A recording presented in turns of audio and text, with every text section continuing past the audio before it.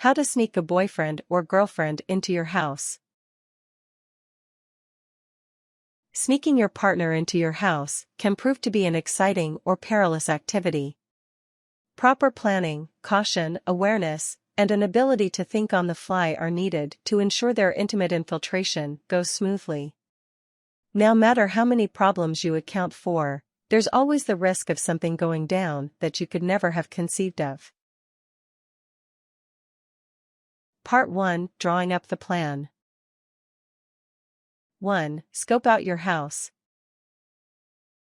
You may live there, but you'll need to look at your home with fresh eyes to understand all of its access points, blind spots, vantage points, and tail floorboards. Take a tour of the place when you've got some time alone to better acquaint yourself. Assess every door and window for viability as an entrance or exit. Consider the field of vision offered by all of the windows in your house. If another family member sees someone in their yard at 1 o'clock in the morning, they're likely to call the police or recognize your partner and their intent. How old is your house? Older houses are often noisier houses. Walking nearer to the walls or guard rails on stairs helps keep the noise down, because there's not much else that can be done to stop those squeaking floorboards. Shaking talcum powder into the cracks of the floorboards offers temporary benefits, but will probably get you some weird looks from your parents. Alarm systems will have to be deactivated before opening windows or doors, so you'll need the code, and have an idea about how loud the system's noises will be while you punch the code in. Be sure to re-engage the system after your partner leaves in the morning. Pets, dogs especially, will likely be a problem.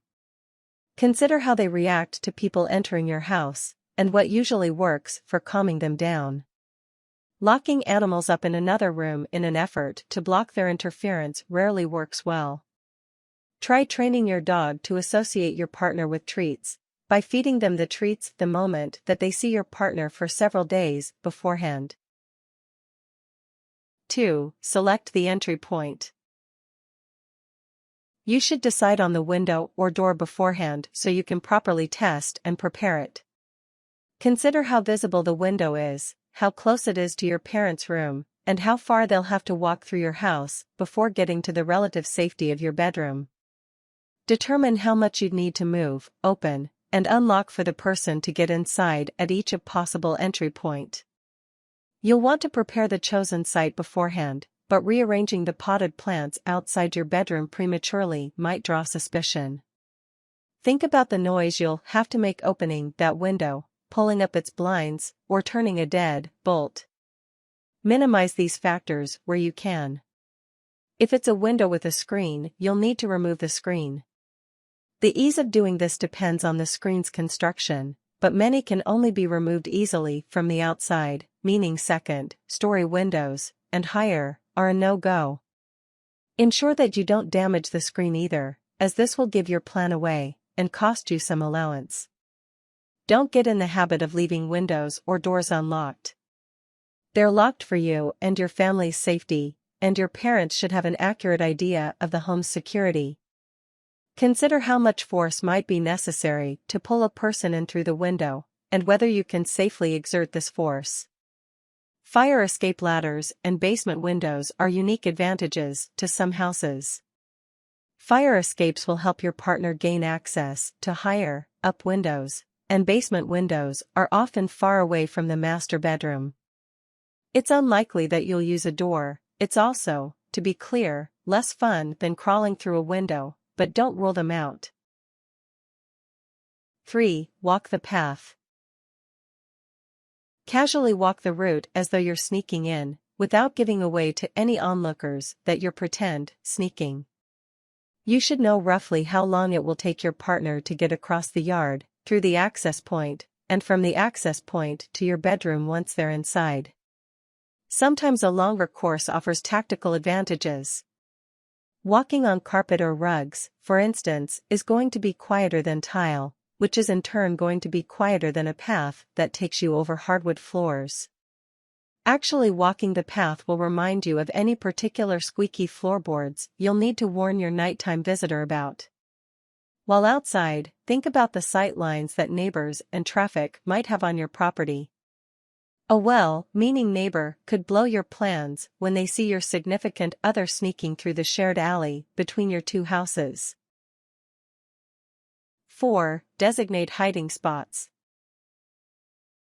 You'll want a hiding spot ready to go, both in your bedroom and near the access point. Leave a space in a closet, or clear out a spot beneath your bed.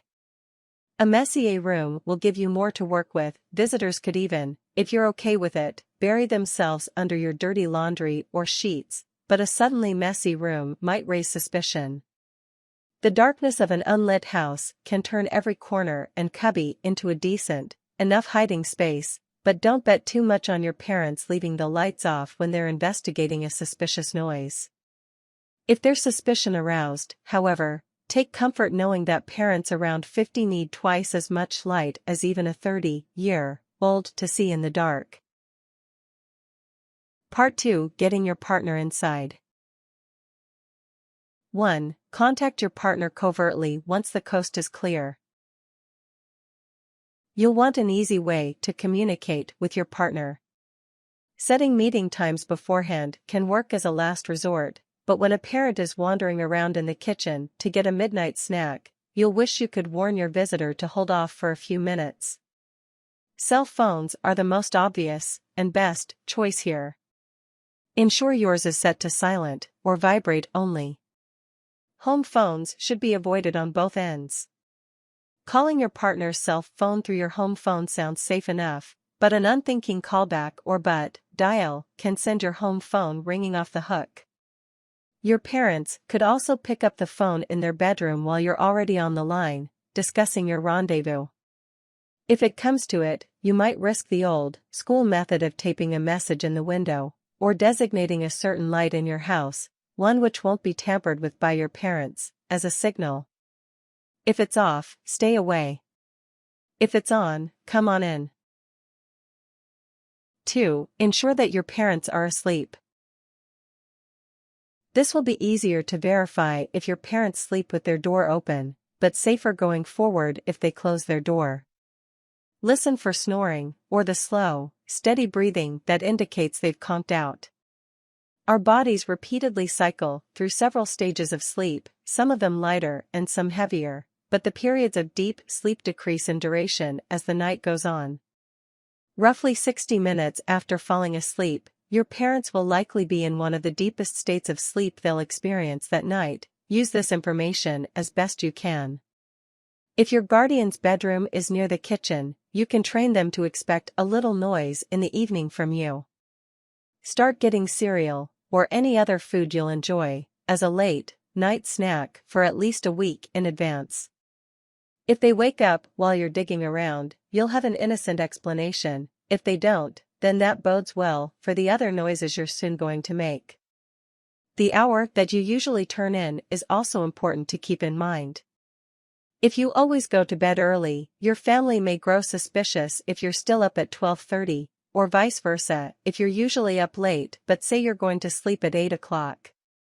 Try and sell the former by drinking cola and acting a bit hyper, and the latter by behaving sluggishly from the moment you get home from school or work. You'll want to recheck the designated entry point to ensure that window or door wasn't locked by your parents before they went to bed. 3. Quietly sneak them in. If you use a ladder or step to reach the entry point, make sure you can put it back or pull it inside with you. Move quickly, but keep as quiet as possible. It's recommended you run dark, turn off all the lights, double-check that cell phones are silent, and shut off computer monitors and TV screens. If it's not unusual for you, a radio at low volume can drown out some of the sounds you'll make sneaking them inside. It's not noises that wake us up at night, but inconsistencies in noise. A droning, familiar sound can provide white noise to cover those inconsistencies. If you're pulling someone up a sheer wall, brace yourself so that you cannot be pulled out of where you are. An alternative to sneaking your boyfriend or girlfriend in at night is inviting them over in the late afternoon, then stowing them away in your closet until everybody else go to sleep. Wait until your parents are in a position where they wouldn't notice your partner leaving, like out back, or using the bathroom, then act like they left a while ago. You should ensure your partner's car or bike is well out of sight. Equip your partner with something quiet and fun to occupy them while they hide, and with snacks for their long wait. Lock the door and window after they're in. It will keep your home safer and decrease suspicion if a parent gets out of bed during the night. 4. Keep quiet and stay inconspicuous. If you need something from elsewhere in the house, hide the other person as best you can before you go and get it yourself. If you or your partner changes or removes clothes, keep them somewhere out of sight.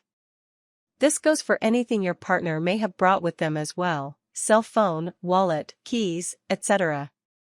If you need a light, rely on your cell phone's backlight, and don't shine it under the door. If the person needs to use the bathroom, don't flush.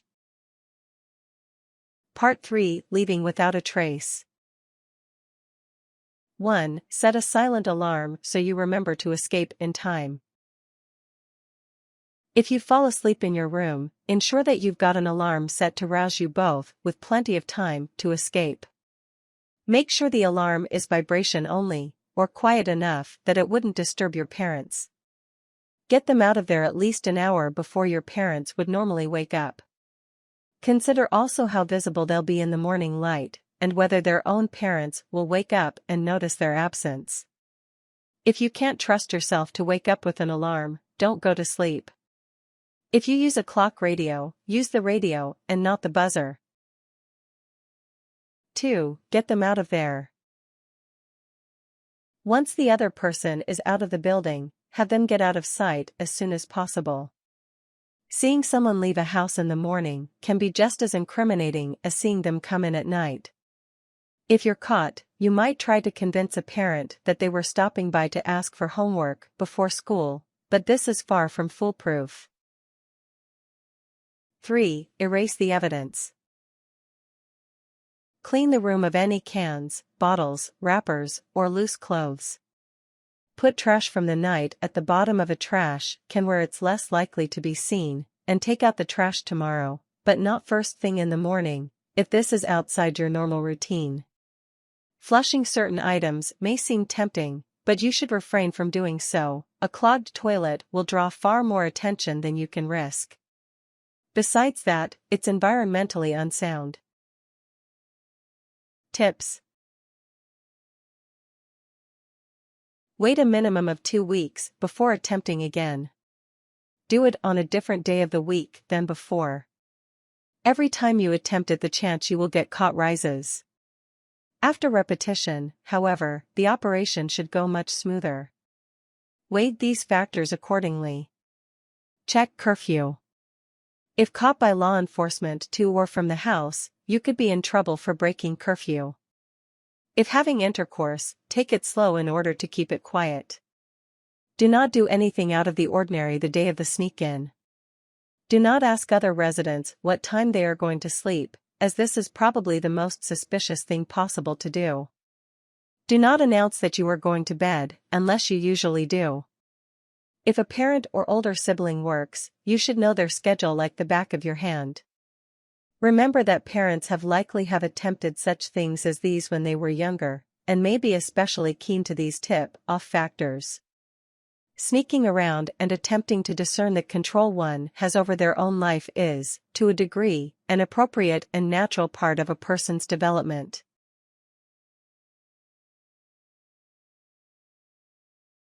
Warnings. If your parent comes in the room and you're hiding them in the closet, do your best not to seem suspicious or nervous. Don't overcompensate and engage your parent too aggressively, either. Smoking or drinking alcohol is asking to be caught. Smoking can be detected by smoke alarms or smelt by housemates. Alcohol can lead to you not being as cautious and quiet as you need to be to achieve success.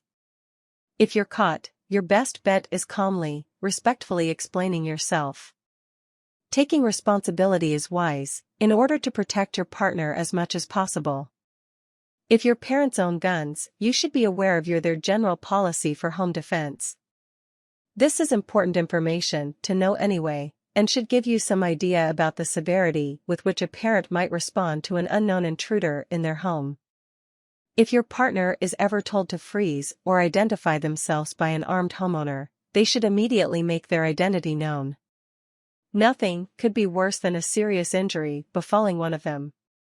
If police arrive, do not run. Stay where you are and follow all instructions. Fleeing the police can have serious, even lethal, repercussions. If the operation risks injury, do not attempt it. Any entrance or escape routes where either person is in danger of being injured should prompt you to reconsider your plans. If your parents do not want you to bring anyone over, consider that they might have a good reason.